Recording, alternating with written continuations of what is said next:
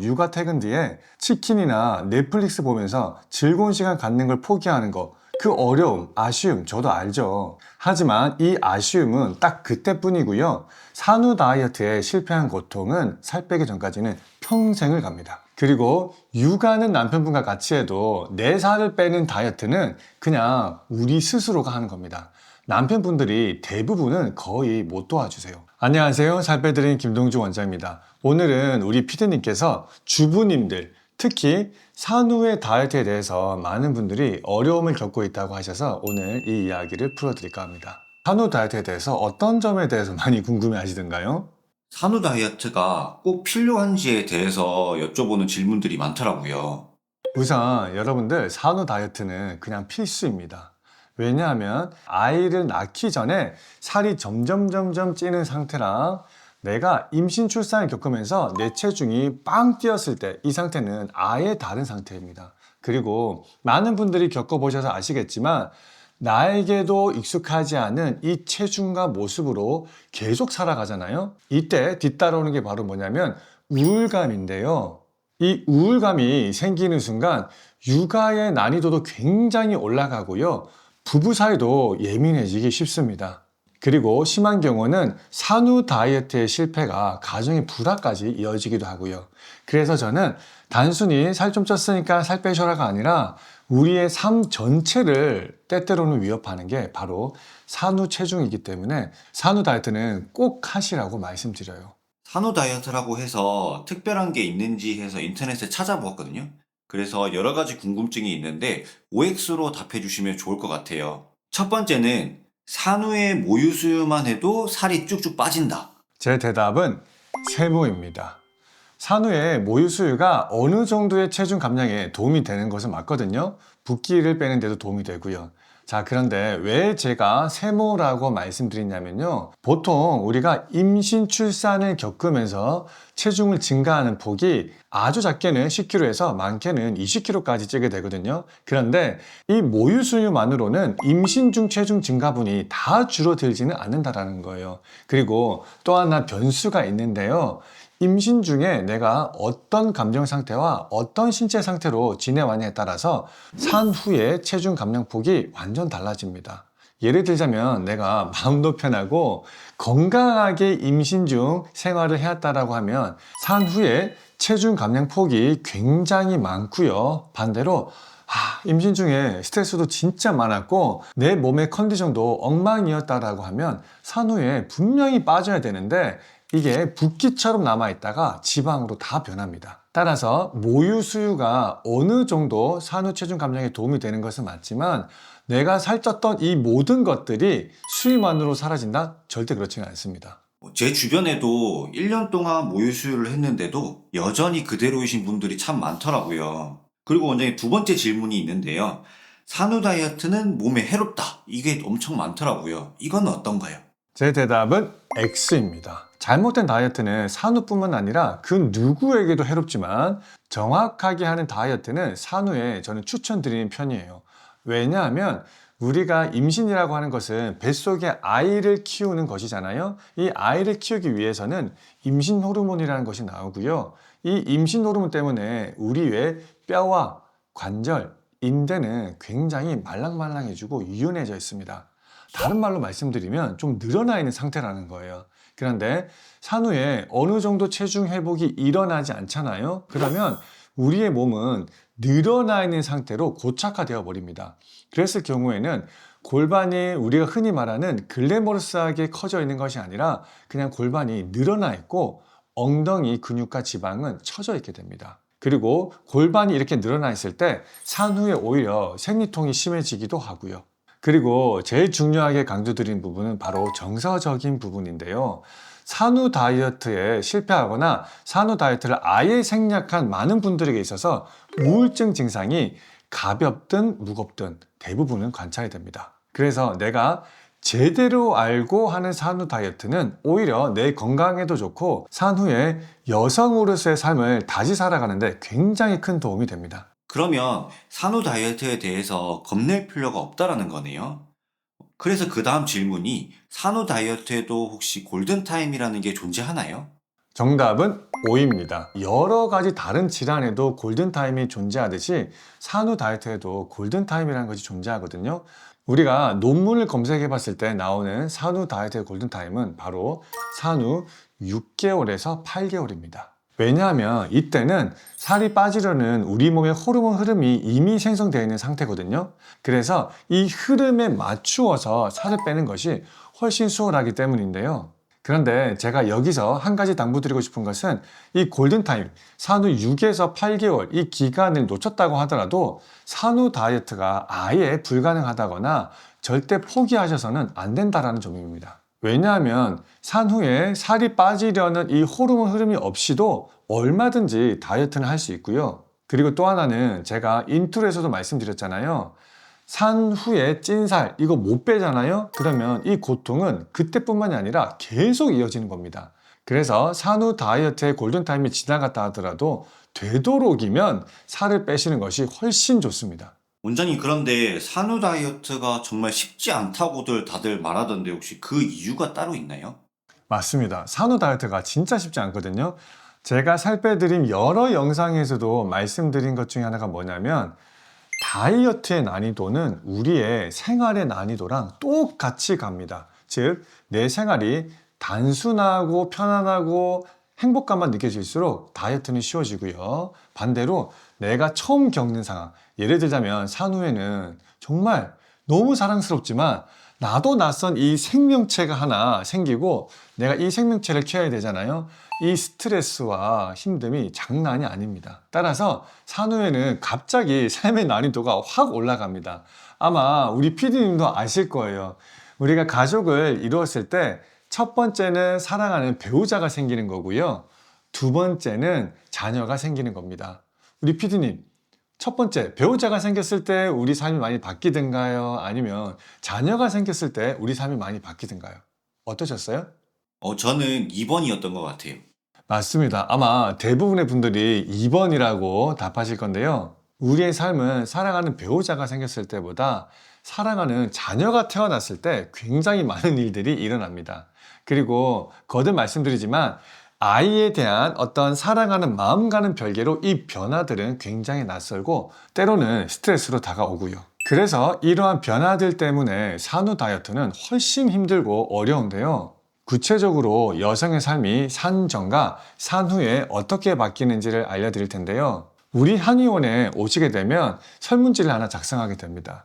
식사는 하루에 몇 끼를 하게 되는지, 그리고 그 식사 형태는 어떤지, 저녁 식사는 언제 먹는지, 그리고 수면 상태는 어떠한지 이렇게 꼼꼼하게 하나하나 다 체크하게 되는데요. 유독 산후 다이어트를 하러 오신 분들은 이 설문지를 작성하는데 굉장히 오랜 시간이 걸립니다. 그 이유가 뭐냐면요. 산 전과 달리 산 후에는 여러 가지 예상치 못한 변수가 생기면서 식사 패턴, 수면 패턴, 이 두 가지 패턴이 매우 불규칙적으로 돌아가기 때문에 설문지를 할 때, 내가 이거 두 끼 먹는다고 해야 되나? 세 끼를 먹는다고 해야 되나?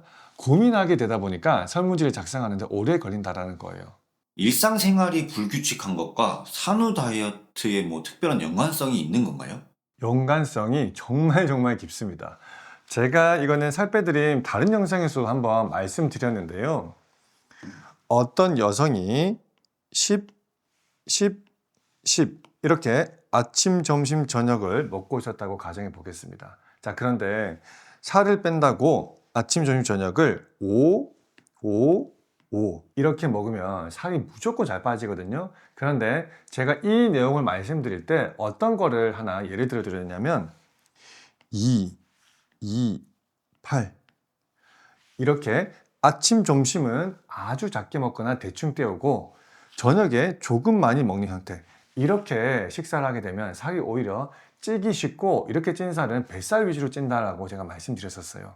왜냐하면 우리 몸은 10을 먹다가 5 정도만 먹어도 아주 빠른 속도로 살이 빠집니다. 이게 무슨 얘기냐면 10 먹다가 2를 먹는다고 해서 5를 먹는 것보다 더 빨리 빠지진 않거든요. 자, 그런데 아침, 점심을 2로 먹었을 때 문제점이 뭐냐면요. 너무나 음식량을 줄이게 되면 우리 몸은 그 뒤에 저녁에 뭐가 들어오든 다 저장하려고 하는 힘이 굉장히 강력하게 생깁니다. 따라서 5보다 조금 더 많이 먹었지만 2를 먹은 몸은 8 중에 6 정도를 다 저장해 버린다는 거예요. 자, 그런데 2, 2, 8 이렇게 먹는 패턴, 우리 주부님들은 꽤 익숙하지 않으세요? 아침에 남편 출근시키고 우리 아이들 챙겨서 어린이집 보내고 하다 보면은 배가 고프다가도 배가 또 안 고프잖아요? 그러면 대충 뭐 하나 챙겨 먹고 그냥 치웁니다. 그리고 점심을 잘 챙기느냐? 그렇지 않죠. 점심 먹으면 또 이 먹은 거, 설거지 해야 될 거 귀찮기도 하고 집안일 하다 보면은 그냥 라떼 한 잔 시켜서 먹고 지나치기 마련입니다. 그 뒤에 저녁은 또 어떻게 되느냐? 우리 아이들 챙기고 씻기고 집안일 하다 보면은 그냥 일반적인 저녁 시간은 훅 지나가게 되고요. 애써서 내가 아이랑 같이 저녁을 먹어야지 해서 저녁 드셔보신 분들은 다 아시죠? 이 아이랑 저녁 같이 먹는 게 진짜 음식이 코로 들어가는지 눈으로 들어가는지 알 수도 없을 만큼 즐기지도 못하고 저녁 시간 지나가 버립니다. 그렇게 되다 보면 우리 엄마들의 패턴이 어떻게 변했냐면요. 아이 씻기고 먹이고 재워놓고 육아 퇴근하고 난 다음에 정말 내가 좋아하는 음식 제대로 한번 먹고 자야지, 그리고 이때 넷플릭스 봐야지, 이 기대가 굉장히 커지게 되고 이때의 도파민 분비가 장난 아닙니다. 그리고 이 도파민 분비가 터지는 시간은 꽤나 중독적이고요. 따라서 하루 전체로 봤을 때는 우리 엄마들이 그렇게 많은 음식을 먹지는 않았지만 이 불규칙한 식사 패턴, 그리고 수면 패턴, 특히 자기 전에 늦게 먹는 이 식사 패턴 때문에 다이어트가 쉽지 않은 겁니다. 원장님, 그럼 이 쉽지 않은 산후 다이어트 구체적으로 어떻게 하는 게 좋을까요? 제가 첫 번째로 말씀드린 것은 아침, 점심을 식사답게 좀 챙기시라는 겁니다. 왜냐하면 아침, 점심을 대충 그냥 달달한 거 좀 먹고 과일 먹고 이렇게 때우다 보면은 무조건 저녁에는 식욕이 폭발할 수밖에 없거든요. 즉, 저녁 생활 패턴이 잘 맞아떨어져야 살이 잘 빠지는데 이를 위해서는 아침, 점심 식사가 중요하다는 거죠. 제가 강조드리는 두 번째 사항은 바로 오전의 산책입니다. 여기서 오해하시면 안 되는 것이 오전에 막 운동하라 이 얘기가 아닙니다. 제가 조금 더 디테일하게 말씀드리면 오전을 잘 보내는 데는 세 가지 정도가 필요하거든요. 이 세 가지가 뭐냐면요. 첫 번째는 밝은 빛을 봐야 됩니다. 물론 실내에서 커튼 걷는 것만 해도 어느 정도 효과는 있겠지만 외부에 나가서 빛을 받는 것은 아예 다르고요. 그리고 두 번째는 장소의 이동입니다. 계속 집에만 있다 보면 나도 모르게 식욕이 왔다 갔다 하면서 그냥 이 정도만 먹고 대충 한번 버텨볼까? 아유 귀찮은데 좀 쉬고 싶어 하면서 지나가게 되고요. 그리고 세 번째는 의복의 교체입니다. 제가 이 내용은 진짜 많이 강조드리는데요. 밖에 비가 와서 내가 산책을 못하는 상황일 때도 있잖아요. 이때라도 저는 아침에 일어나면 잘 때 그 옷 그대로 입고 계시 마시고 뭔가 외출도 가능한 옷으로 갈아입으시란 말씀드려요. 그런데 이 세 가지 모두 산책을 가신다면 모두 다 해결되는 거죠. 아마 우울증이나 의학적으로 관심이 조금 있으신 분들은 아실 텐데요. 이 방법이 우울증에 굉장히 효과적이거든요. 그런데 산후 다이어트인데 왜 제가 우울증에 도움이 되는 방법을 소개해 드리냐면 산후에는 굉장히 높은 확률로 산후 비만과 산후 우울증이 같이 옵니다. 그런데 여러분들이 이 산후 우울증에 대한 케어가 안 되면 산후 다이어트는 물론이고요. 다른 생활 자체가 잘 이루어질 수가 없어요. 그러면 당연히 산후에 살 빼기는 어려워지는 거죠. 제가 아무리 이렇게 강조드려도 산후 우울증에 대해서 좀 가볍게 생각하시는 분들이 많은데요. 우울증이 어느 수준을 넘기 전까지는 무슨 느낌이 드냐면요. 아, 난 좀 실행력이 부족한가? 또는 약간 좀 게으른가? 아니면 약간은 무기력한가? 이런 느낌이 들다가 어느 수준을 우울증에 딱 넘어가잖아요. 그러면 완전히 달라지는데요. 내가 하고 싶어도 그냥 내 몸이 진짜 안 움직입니다. 안 움직여요. 내가 하기 싫은 게 아니라 진짜 몸이 안 움직인다니까요. 그리고 어떻게 되느냐? 거울 보자마자 아침에 눈물부터 흘러요. 그런데 무슨 다이어트가 되겠어요? 이 때문에 산후 다이어트는 다른 다이어트를 하시는 분들보다 훨씬 더 멘탈 케어가 중요합니다. 그래서 산책을 꼭 하시라는 거고요. 세 번째는요. 남편하고 저녁을 따로 먹는 한이 있다 하더라도 무조건 저녁은 7시에 드시는 것이 좋습니다. 왜냐하면 많이 배고픈 상태에서 식사를 맞이하게 되잖아요. 그러면 저도 못 참습니다. 무조건 많이 먹게 되어 있고, 많이 먹다 보면은 다음날 또 후회가 되고, 다음날 아침 어떻게 돼요? 그냥 굶는 게 낫겠지 하고서 악순환의 고리가 바로 시작되는 거거든요. 그래서 남편분하고 먹는 저녁 식사 기다려지는 거 저도 알죠. 왜냐하면 육아를 하다 보면 만 6개월 이하의 이 아이는 그냥 사람이라기보다는 거의 동물이잖아요. 그러면 어떻게 되느냐? 저녁 시간 되면 난 진짜 사람이랑 함께 하고 싶어. 대화라는 것을 하면서 저녁 먹고 싶어. 이런 감정이 강력하게 드는 거 저도 알고 있지만 저녁 7시에는 무조건 식사를 하셔야 됩니다. 마지막으로는 수면인데요. 아이가 자고 나서 딱 핸드폰 봤을 때 이 도파민 터지는 거 장난 아니잖아요. 저도 굉장히 중독적으로 느껴지더라고요. 하지만 육퇴는 포기하지는 않더라도 어느 정도 딱 제한된 선만큼 즐기시는 게 중요합니다. 왜냐하면 결국에는 우리 다이어트가 성공하려면 아침부터 패턴이 딱딱딱 맞아 떨어져야 되거든요. 그런데 육퇴 후에 도파민 터지는 것을 새벽 1시, 2시까지 하다 보면 우리의 삶은 점점 패턴이 무너지고요. 다이어트 역시 제대로 할 수가 없습니다. 이것은 누구나 마찬가지예요.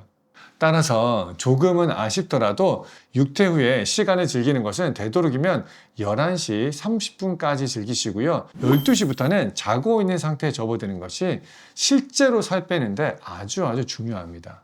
제가 살 빼드린 영상에서 줄곧 이제 주정해 왔듯이 다이어트의 핵심은 먹는 것과 자는 것, 이 두 가지입니다. 그런데 산후에는 아주 특별한 환경에 우리가 놓이게 되는 거거든요. 그래서 4가지는 반드시 하시라고 말씀드려요. 여러분들 오늘 내용 어떠셨나요? 누구나 무조건 날씬하게 살아가야 된다, 이런 내용은 아닙니다. 하지만 산후에 찐 체중과 내 모습이 어색하고 불만족스럽다면 이걸 포기하지는 마시라는 겁니다. 분명히 정확하게 안 다음에 실행하시면 얼마든지 옆집 아주머니로부터 와, 이렇게 날씬한데 애가 있었어요? 이런 소리 듣게 되실 겁니다. 오늘도 힘내시고요. 이상 살 빼드린 김동준 원장이었습니다. 안녕.